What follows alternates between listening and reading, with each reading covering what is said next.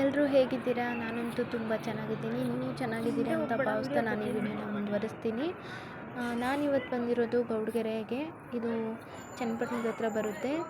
ನಾನೀಗ ಇಲ್ಲಿಗೆ ಬರೋಕ್ಕೆ ಸ್ಟಾರ್ಟ್ ಮಾಡಿ ಇದು 6ನೇ ವಾರ. ನಾನು ಕೂಡ ಹರಕೆ ಕಾಯಿನ ಇಲ್ಲಿ ಕಟ್ಟುತ್ತಿದ್ದೀನಿ. ಇದು 6ನೇ ವಾರದ ಕಾಯಿ. ಇಲ್ಲಿ ನೋಡಿ, ಸಂಜೆ ಬಂದಮೇಲೆ ನನಗೆ ತುಂಬ ಸಮಾಧಾನ ಅನ್ನಿಸ್ತು. ಯಾವಾಗಲೂ ಹಗಲಲ್ಲಿ ಬರ್ತಿದ್ದೆ, ತುಂಬ ರಶ್ ಇರ್ತಿತ್ತು. ನನಗೆ ಅಷ್ಟೊಂದು ಸಮಾಧಾನವಾಗಿ ದೇವ್ರನ್ನ ನೋಡಿ ಕಾಯಿ ಕಟ್ಟಿ ಹೋಗೋಕ್ಕಾಗ್ತಿರ್ಲಿಲ್ಲ. ಹೋಗಿ ಬಂದಮೇಲೂ ಕೂಡ ಸಮಾಧಾನ ಅನ್ನಿಸ್ತಿರ್ಲಿಲ್ಲ. ಆದರೆ ಇಲ್ಲಿ ಬಂದು ನೋಡಿದ್ಮೇಲೆ ಸಂಜೆ ಟೈಮಲ್ಲಿ ಜನ ಕಡಿಮೆ ಇರೋದ್ರಿಂದ ನನಗೆ ತುಂಬ ಸಮಾಧಾನ ಅನ್ನಿಸ್ತು.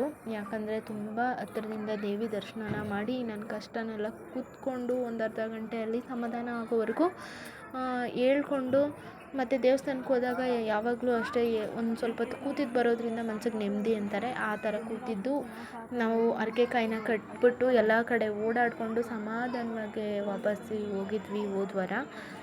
ಹಾಗೆಯೇ ಈ ವಾರನೂ ಹೋಗಿದ್ದು ಬರೋಣ ಅಂತ ಸಂಜೆನೇ ಹೊರಟ್ವಿ. ಬೆಂಗಳೂರಲ್ಲೇ ಮಳೆ ಸ್ಟಾರ್ಟ್ ಆಗಿತ್ತು. ನಾವು ಸಂಜೆ 4:15ಗೆ ಬೆಂಗಳೂರನ್ನು ಬಿಟ್ವಿ. ಮಳೆ ಹನಿ ಆಗ್ತಿತ್ತು. ಇರಲಿ ನೋಡೋಣ ನಡಿ, ಇಲ್ಲಿ ಮುಂದಕ್ಕೆ ಇರಲ್ವೇನೋ ಅಂತ ಅಂದ್ಕೊಂಡು ಬಂದ್ವಿ. ರಾಮನಗರದವರೆಗೂ ಯಾವುದೇ ಥರ ಮಳೆ ಇರಲಿಲ್ಲ.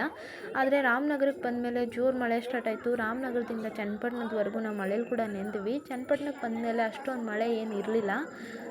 ಸರಿ, ಮಳೆ ಇಲ್ವಲ್ಲ ಅಂತ ಮುಂದಕ್ಕೆ ಬಂದ್ವಿ. ಗೌಡಗೆರೆಗೆ ಬರೋ ತನಕನೂ ಮಳೆ ಏನಿರಲಿಲ್ಲ. ಗೌಡಗೆರೆಗೆ ಬಂದಮೇಲೆ ಮಳೆ ಬರೋ ಥರ ಆಯಿತು. ಹನಿ ಹನಿ ಬೀಳ್ತಿತ್ತು.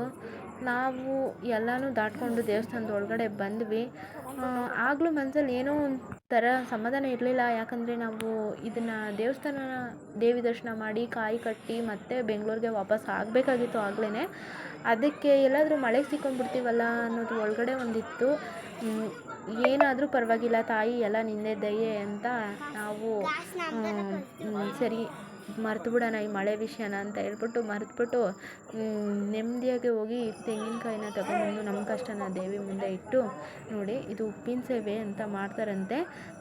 ಏನಾದರೂ ಹರಕೆ ಮಾಡಿಕೊಂಡು ಉಪ್ಪು ತಂದು ಇಲ್ಲಿಟ್ಟು ಕೇಳಿಕೊಂಡ್ರೆ ಒಳ್ಳೆಯದಾಗುತ್ತೆ ಅಂತ ಯಾರೋ ಒಬ್ಬರು ಅಜ್ಜಿ ನನಗಲ್ಲಿ ಹೇಳಿದ್ರು. ನನಗೂ ಗೊತ್ತಿರಲಿಲ್ಲ. ನಾನು ಕೇಳಿದೆ, ಏನಕ್ಕೆ ನೀವು ಅಂತಂದರೆ, ನೀನು ಏನಾದರೂ ಅಂದ್ಕೊಂಡು ಇದಾದರೆ ನಾನು ಉಪ್ಪು ತಂದು ಅರ್ಪಿಸ್ತೀನಿ ತಾಯಿ ಅಂತ ಮನಸ್ಸಲ್ಲಿ ಬೇಡಿಕೊಂಡು ತಂದು ಉಪ್ಪು ಹಾಕಮ್ಮ, ಒಳ್ಳೆಯದಾಗುತ್ತೆ ಅಂತ ನನಗೆ ಕೂಡ ಅಜ್ಜಿ ಹೇಳ್ತು. ನೀವು ಯಾರಾದರೂ ಹಾಕಂಗಿದ್ರೆ ಅಲ್ಲಿಗೆ ಹೋದಾಗ ಹಾಕಬೇಕು ಅಂದ್ಕೊಂಡ್ರೆ ಹಾಕ್ಬಿಟ್ಟು ಬನ್ನಿ, ಒಳ್ಳೆಯದಾಗುತ್ತಂತೆ. ಇದು ಬೆಟ್ಟದ ಮೇಲಿರೋ ತಾಯಿ. ಹಗಲಲ್ಲೂ ತುಂಬ ಚೆನ್ನಾಗಿ ಕಾಣಿಸುತ್ತೆ. ಆದರೆ ರಾತ್ರಿಯಲ್ಲಿ ಆ ಲೈಟಿಂಗ್ಸ್ಗೆ ತುಂಬ ಚೆನ್ನಾಗಿ ಇನ್ನೂ ಎದ್ದು ಕಾಣಿಸ್ತಾಳೆ ತಾಯಿ. ನೋಡಿ, ಇಲ್ಲಿ ಕೆಳಗಡೆ ಚಿಕ್ಕದೊಂದು ವಿಗ್ರಹ ಇದೆ, ದೇವಿ ವಿಗ್ರಹ. ಅಲ್ಲೂ ಕೂಡ ಎಲ್ಲರೂ ದೀಪ, ಧೂಪ, ಗಂಧಕಡ್ಡಿ ಎಲ್ಲ ಹಾಕ್ತಾರೆ. ಇದೆಲ್ಲ ತೆಂಗಿನಕಾಯಿ, ಹರಕೆ ಕಾಯಿಗಳು ಕಟ್ಟಿರೋದು. ಎಲ್ಲ ಪೂಜೆ ಮಾಡ್ತಾಯಿದ್ದಾರೆ ಕೆಳಗಡೆ. ಎಷ್ಟು ಜನ ಕಷ್ಟ ಹೇಳ್ಕೊಂಡಿದ್ದಾರೋ ಆ ತಾಯಿ ಹತ್ರ. ಯಾಕೆ ನಾನು ಈ ಮಾತು ಹೇಳ್ತಿದ್ದೀನಿ ಅಂದರೆ, ಆ ತೆಂಗಿನಕಾಯಿ, ಹರಕೆ ಕಾಯಿ ಏನಿದೆ, ಎಲ್ಲಿ ನೋಡಿದ್ರೂ ಅದೇನೆ, ರಾಶಿ ಕಾಯಿ ಅಲ್ಲಿ ಕಟ್ಟಿದ್ದಾರೆ. ಎಷ್ಟೋ ಜನದ ಕಷ್ಟನ ತಾಯಿ ಈಡೇರಿಸಿದ್ದಾಳೆ ಅಂತ ಅನಿಸುತ್ತೆ. ಅದಕ್ಕೆ ಇಲ್ಲಿ ಅಷ್ಟೊಂದು ಜನ ಹೋಗಿ ತಾಯಿ ದರ್ಶನ ಮಾಡಿ ಅವರ ಹರಕೆನ ತೀರಿಸ್ಕೊಂಡು ಬರ್ತಾರೆ ಅಂತ ನಾನು ಅಂದ್ಕೊತಿದ್ದೀನಿ. ಎಲ್ಲರೂ ಹೇಳೋ ಪ್ರಕಾರ ನಾನು ಇಲ್ಲಿಗೆ ಬಂದಾದ್ಮೇಲೆ ಒಳ್ಳೆಯದಾಯಿತು ಅಂತ ಹೇಳಿದ್ದಾರೆ ಕೂಡ. ಹಾಗಾಗಿ ನಾನು ಕಟ್ಟೋಕ್ಕೆ ಸ್ಟಾರ್ಟ್ ಮಾಡಿದೆ. ನಿಮಗೂ ಯಾವುದಾದ್ರೂ ಕಷ್ಟ ಇದ್ದರೆ ಹೋಗಿ ಕಟ್ಟಿ. ಈಗ ನಾವು ತಗೊಂಡಿರೋ ಹರಕೆ ಕಾಯಿನ ತಗೊಂಡು ಮೇಲ್ಗಡೆ ತಾಯಿ ಪಾದಕ್ಕೆ ಮುಟ್ಟಿಸ್ಕೊಂಬರೋಕ್ಕೆ ಬೆಟ್ಟದ ಮೇಲ್ಗಡೆ ಹತ್ತುತ್ತಾ ಇದ್ದೀವಿ.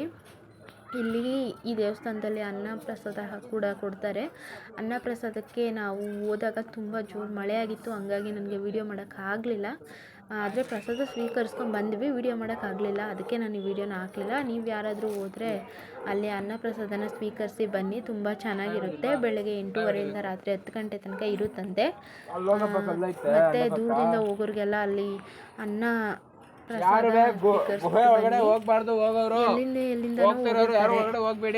ಪಾಪ ದೂರ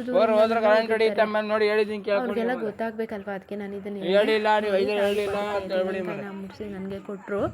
ಈಗ ತಾಯಿ ಪದ ಮುಟ್ಟಿರೋ ತೆಂಗಿನಕಾಯಿನ ನಾನು ಇಟ್ಕೊಂಡು ಬೆಟ್ಟ ಇಳಿತಿದ್ದೀನಿ.